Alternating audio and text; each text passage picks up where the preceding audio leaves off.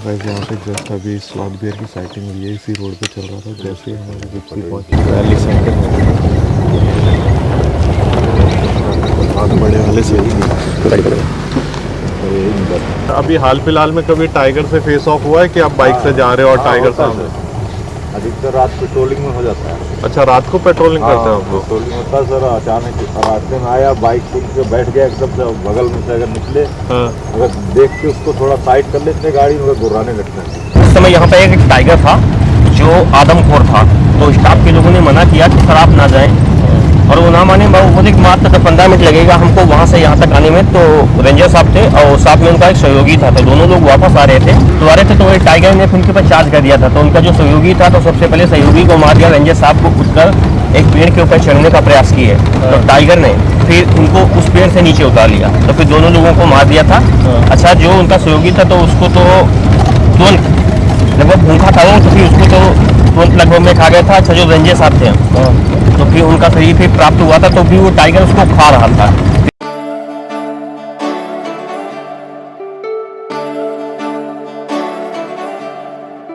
Good morning guys and welcome back to another vlog. आशा करता हूँ कि आप सब लोग ठीक होंगे। मैं भी बिल्कुल ठीक हूँ, फिट एंड फाइन। और आज हमारी आखिरी सफारी है दुधवा में। आज आ गया है वो समय जब हम यूपी के जंगलों को छोड़कर वापस अपने घर जाएंगे। एंड जहाँ भी रहे बहुत ज़्यादा मज़ा आया। और ये वो कैंपस था, देखो उधर पे बंदर है, वहाँ पे भी एक तो स्पॉटेड डियर है।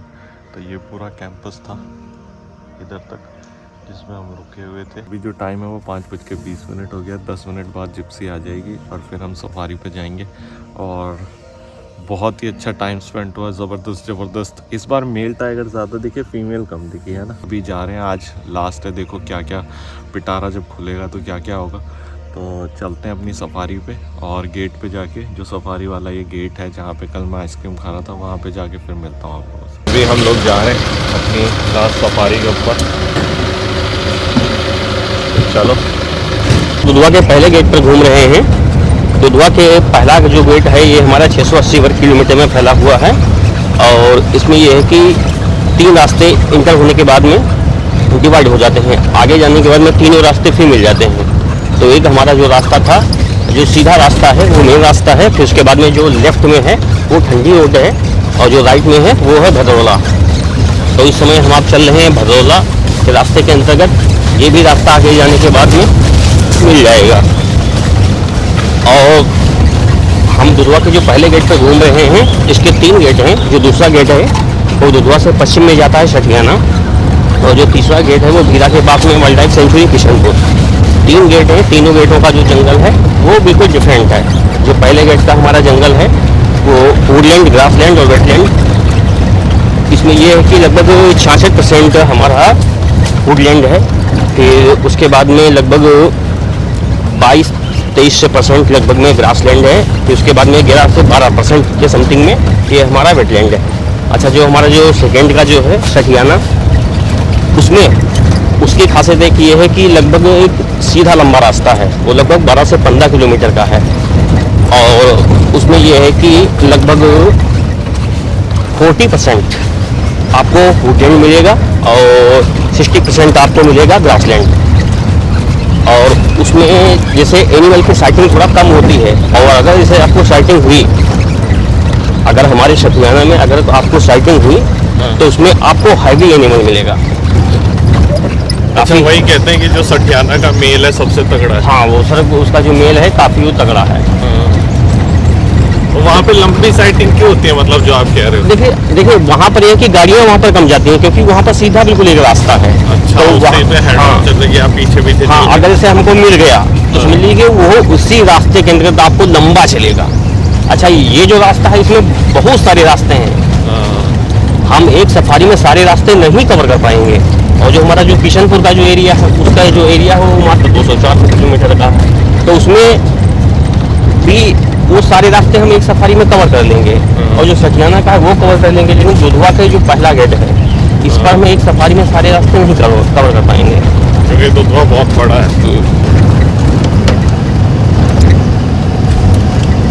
सर ये जंगल का मेन रास्ता है, बाकी सभी रास्ते कच्चे हैं। हम आपको बता दें दुधवा 15 नवंबर को खुल जाता है और 15 जून को पार्क बंद हो जाता है। तो जो ये लाल मिट्टी है, ये लाल मिट्टी लाकर डाली गई थी, तो ये रास्ता कटता नहीं है। जब पार्क प्रशासन, जब से पार्क बंद हो जाता है तो हाँ। पार्क प्रशासन के जो भी के अधिकारियों का आना जाना इसी रास्ते से स्टाफ होता का है। जो भी आना जाना होता तो इसी रास्ते के अंतर्गत जाते हैं। अच्छा, तो ये लाल मिट्टी कहाँ, महाराष्ट्र से? हाँ, क्योंकि इसे उधर ही होती है। हाँ, महाराष्ट्र से ले लाकर डाली गई थी। गाइस, ये हम लोग पहुंच गए बाके ताल पे, और अभी जैसा कि हमारे को इन्फॉर्मेशन शेयर की गई थी कि यहाँ पे ऑक्टस दिख रहे हैं बहुत सारे, तो उनको देखने की कोशिश करते हैं। सो गाइस, वहाँ पे बहुत सारे स्वैम्प डियर हैं, वो भी हम आप लोगों को दिखाएंगे। और ये भी बाके ताल पे आ गए, वो देखो उधर ऊपर भी है। और अभी जो सनराइज़ हुआ है, टाइम 6 बज गए, बहुत ही शानदार लग रहा है।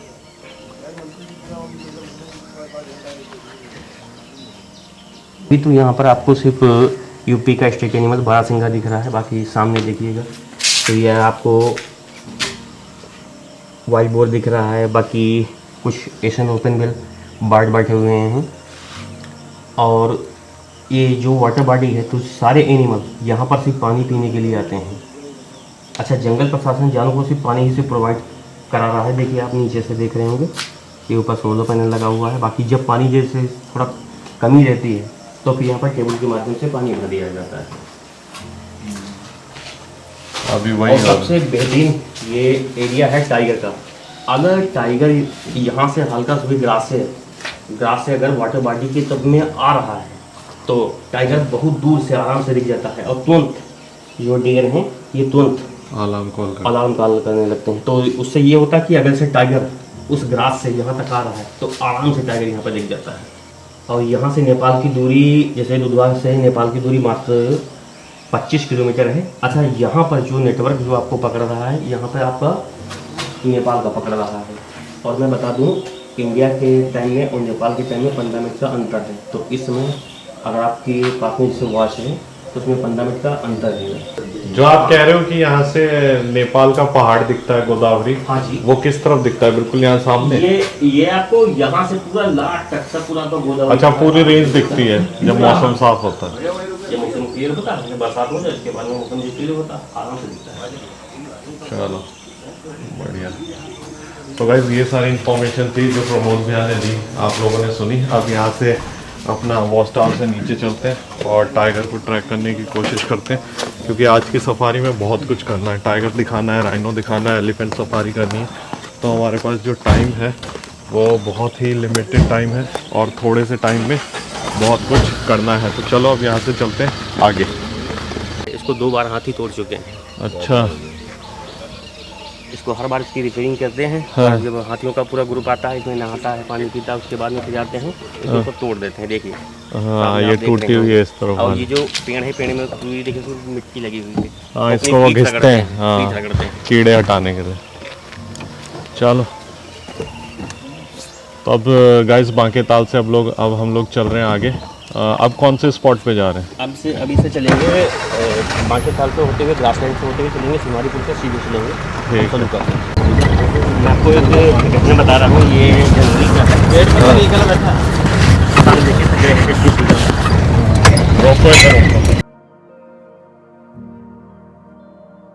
कैसी जाएगी बट कोशिश करते हैं।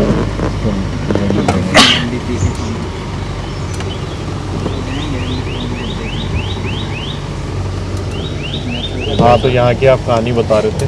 हाँ, तो वो इंडियन रॉक पाइथन वो रोज जाकर बैठता था। हाँ। जैसे लाइट आ जाती थी वो कूदे फिर आके बैठ जाता था। जब सीजे फीमेल का ये एरिया है, सीजे फीमेल इस एरिया के अंतर्गत जब निकली, तो वहाँ से जब पास से जब निकली हल्का से वाटर बॉडी, तो ये वाटर बॉडी से पूरा पानी भरा हुआ था। तो पानी पीने के लिए जा रहे थे, तो पाइथन ने क्या किया कि उस सीजे फीमेल को पकड़ने का प्रयास किया। अच्छा, पाइथन ने टाइग्रेस को हाँ, हल्का सा उसके पैर को तो पकड़ने का प्रयास किया, और टाइग्रेस वहाँ से तुरंत साइड हुई और उस पाइथन को पकड़ लिया। पाइथन को पकड़कर बाहर खींच लिया। ठीक, पाइथन को लपेटने का प्रयास कर रहा था, और सीजे फीमेल ने क्या किया, अपने मुंह से उसको पकड़कर सीधे फाड़ दिया। अरे वाह। तो इसके बाद में उसको फाड़ कर फिर उसको खाती रही, सारी गाड़ियाँ आती रही, उसको देखते रहे। कब की बात है ये हमारे जनवरी का है सर। अब हम सर ग्रासलैंड में एंट्री हमारी हो चुकी है। गाइस, एट लास्ट हमने जो देखा है सामने स्लॉट क्लियर चल रहा है। देखो बिल्कुल मेरा पास में वैली सेंटर बड़े वाले से गाड़ी पकड़ो।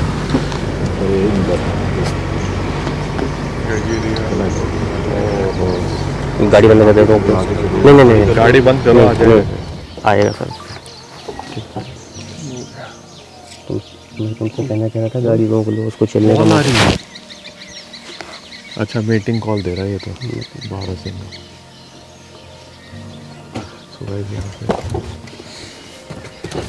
यहाँ पे जस्ट अभी स्लॉट बियर की साइटिंग हुई है, इसी रोड पे चल रहा था। जैसे ही हमारी जिप्सी पहुंची, रेलवे से फंसा लिया ट्रैक से, उधर हम लोग आ रहे थे बाइक से।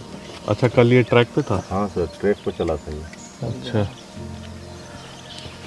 तो अभी भैया बता रहे हैं कि कल वहाँ पे चल रहा था, तो अब ये यहाँ पे आए। ये तो चलेगी अंदर, नहीं सर, आ जाएगा, आ सकता है। अंदर गए ना, ये करते हैं। अभी पता कहाँ जाएगा? ये जाएगा वाटरफॉल पे, गेस्ट हाउस के पीछे। हाँ सर, वहाँ से चला आता है।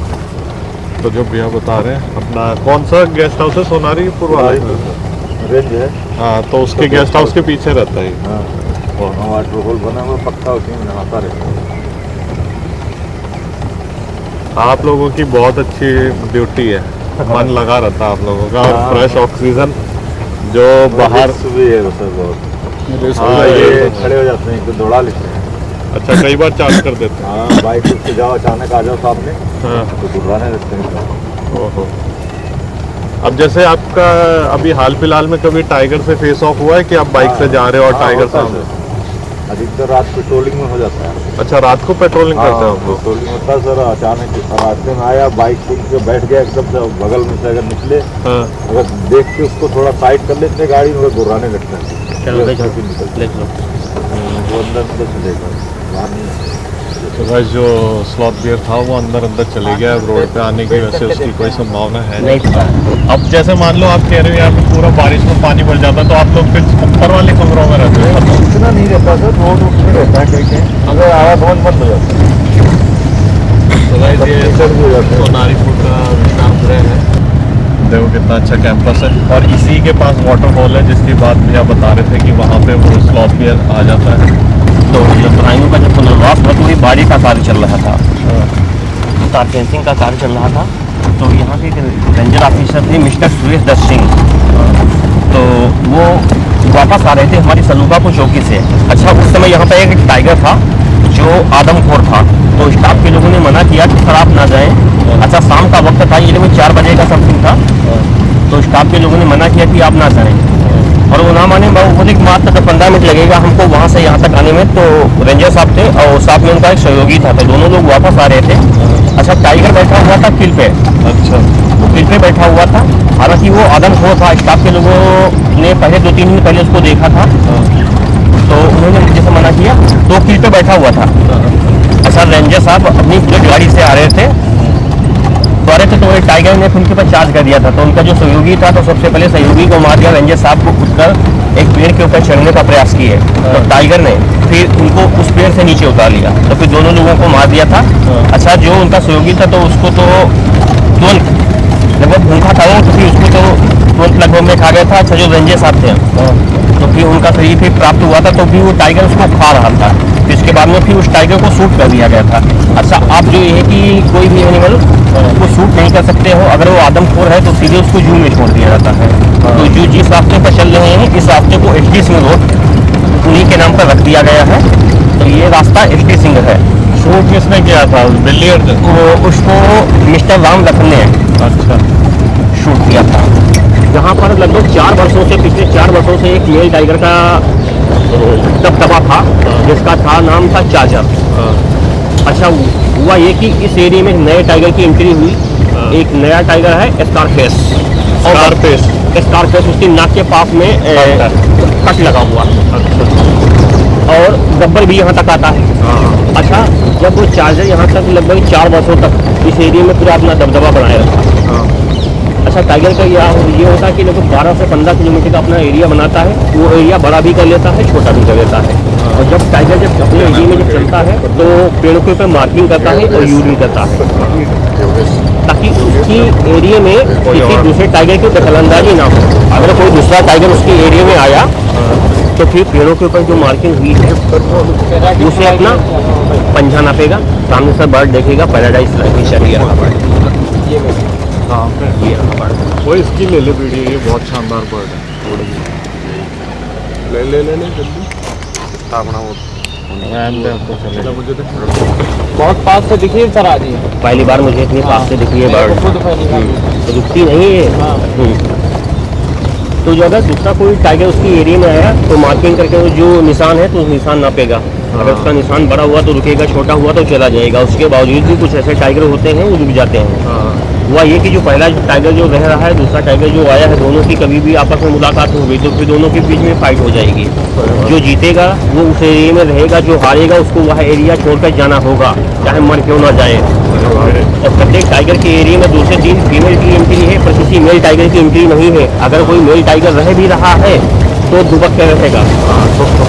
और जो फीमेल होती है तो फीमेल का भी यही होता है कि अगर फीमेल जब एरिया में चलती है तो वो भी यही मार्किंग करके निशान करके छोड़ती हैं, ताकि अगर टाइगर आए तो फिर उनका पीछा करे, उनको ज़्यादा समय दे। अगर फीमेल की मुलाकात हो गई तो फिर फीमेल भी आपस में लड़ जाती है। और फीमेल जैसे अपने जैसे कहीं पे बच्चे देगी और वहीं पे बच्चे हैं, पास पड़ोस में कहीं पे बच्चे हैं, तो फिर फीमेल भी यही कार्य करती है ताकि टाइगर अगर उस एरिया से निकले तो फिर उनका पीछा करता हुआ है और स्मेल सुनता हुआ है तो उस एरिया से उसको भ्रमित कर देती है। अगर उस एरिया में रहेगा तो दूसरा टाइगर, तो जो दूसरा टाइगर है शायद उन बच्चों को मार दे, उसमें से जो भी मेल बच्चे होंगे उनको मार देगा।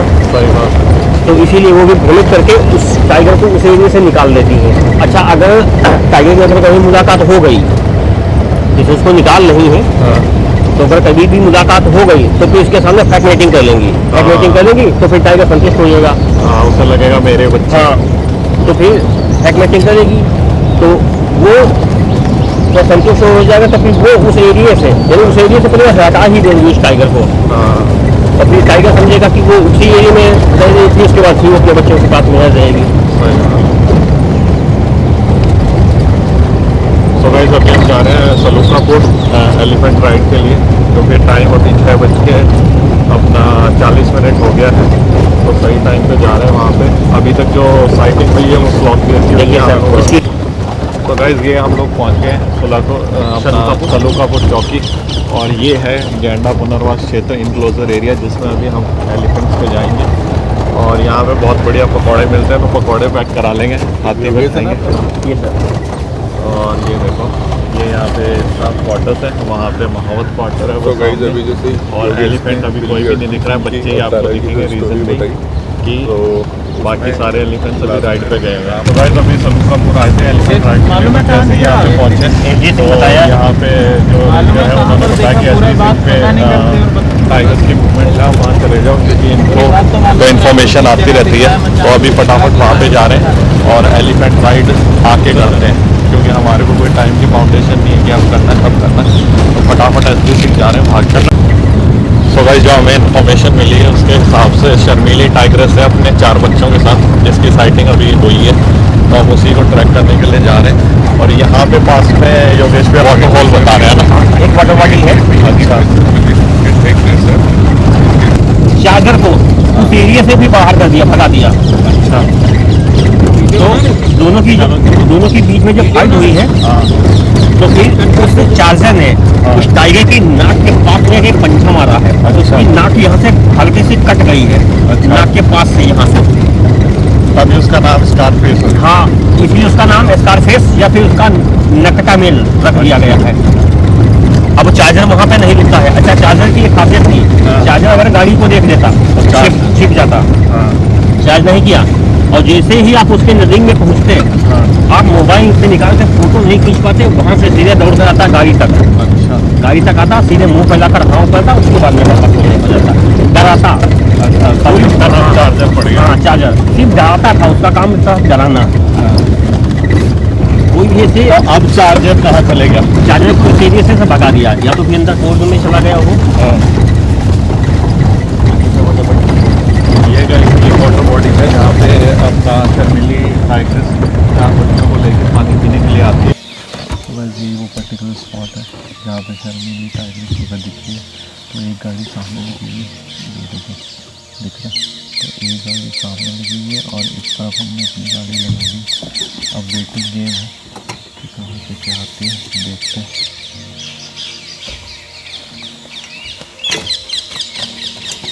डिपार्टमेंट के हिसाब से हम यहाँ इंतज़ार कर रहे थे टाइग्रेस और उसके बच्चों का, बट हमें दिखा ये आउल जो कि पेड़ के ऊपर बैठ के नीचे कीड़े मकोड़े या सांप के शिकार के लिए बैठा हुआ था। हमने सोचा कि अब टाइगर तो दिख नहीं रहा, चलो इसी को शूट किया जाए।